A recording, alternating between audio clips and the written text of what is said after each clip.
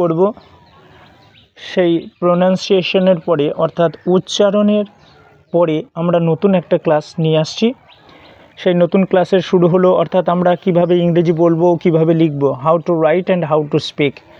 তো আমাদেরকে বেসিক্যালি যেটা শিখতে হবে সেটা হলো, প্রথমেই আমরা শুরু করি লেটস স্টার্ট।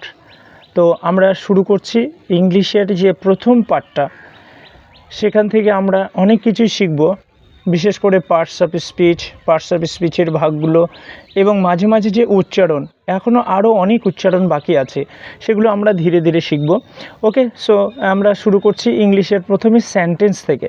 তো আমরা সাধারণত জানি যে সেন্টেন্সটা হলো একটা বাক্য।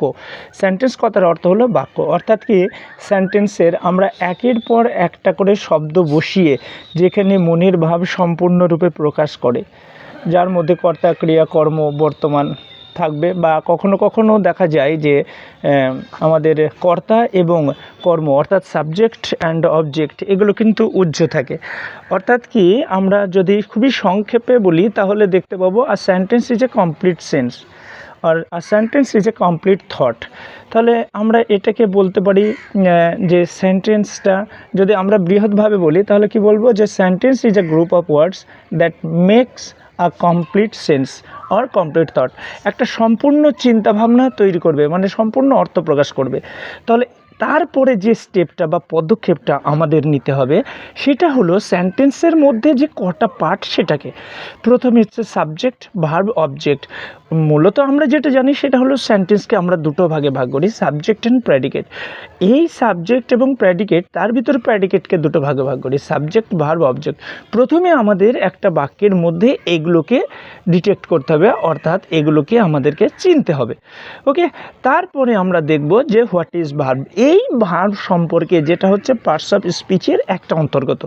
এই ভার্বের যে কী কী ভাগ আছে, কেমন তারা ডিল করে, কেমন করে আচরণ করে, এবং ভার্বটা না শিখলে আমরা কি সেন্টেন্স বলতে পারবো, কি is this possible if we do not learn about verb. So আমরা একে একে সব কিছু জানবো। তো verb is a doing word. একেবারে সংক্ষেপে আমরা বলতে পারি যে ভার্বটা হচ্ছে একটা ডুইং ওয়ার্ড। তারপরে আমরা দেখব যে ভার্বটা যদি বলি, verb is a word that can not express a verb is a word that can express a physical action, mental action or a state of being. তাহলে আমরা দেখতে পাবো যে ভার্বটা হচ্ছে এমন একটা জিনিস যেখানে আমাদের চিন্তা ভাবনা, আমাদের কর্ম ইত্যাদির তার কাজ প্রকাশ করে, সেটা হচ্ছে কিন্তু একটা verb. Okay, thank you very much. এই যে ভার্ব, এটাকে রুট অফ সেন্টেন্স বলা হয়, মানে সেন্টেন্সের একটা শিকড় বলা যেতে পারে। ওকে, থ্যাংক ইউ ভেরি মাচ। পরে আমি নেক্সট ভিডিওতে এগুলো আরও বেশি বেশি করে আলোচনা করব, আর সঙ্গে আরও কিছু ভিডিও নিয়ে আসছি। Thank you.